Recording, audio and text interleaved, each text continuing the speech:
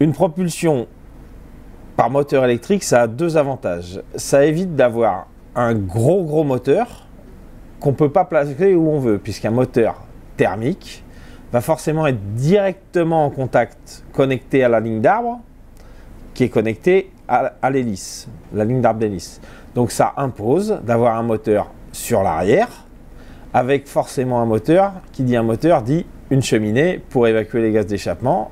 Et ici, ça équivaudrait à placer le moteur à peu près sous la plateforme hélicoptère, et donc ça ne nous arrangerait pas d'avoir une cheminée de gaz d'échappement moteur au niveau de la plateforme hélico.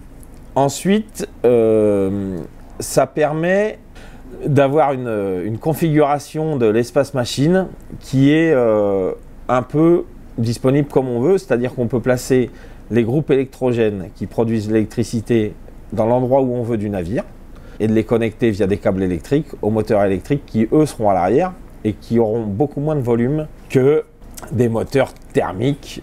Ça permet aussi, la propulsion électrique, d'avoir une souplesse d'utilisation. C'est-à-dire qu'on va pouvoir venir régler vraiment très finement la vitesse de rotation des hélices.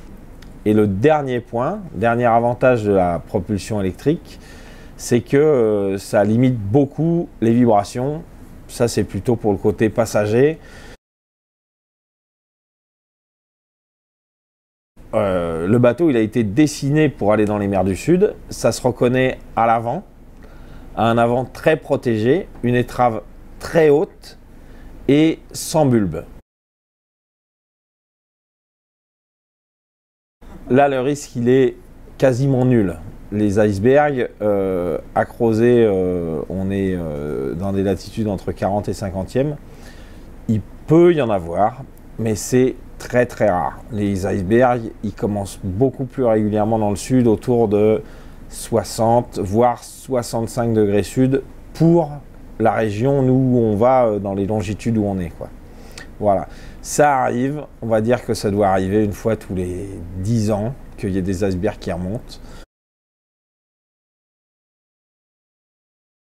Je dirais que les vents affrontés ne permettraient pas d'utiliser dans l'état actuel ce qu'il y a sur le marché.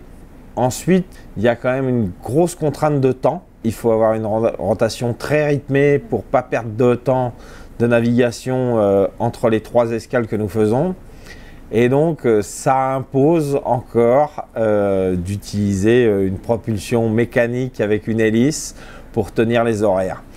Peut-être qu'un jour, on aura développé un système à voile qui permettra de bien tenir les temps. On n'en est pas encore là.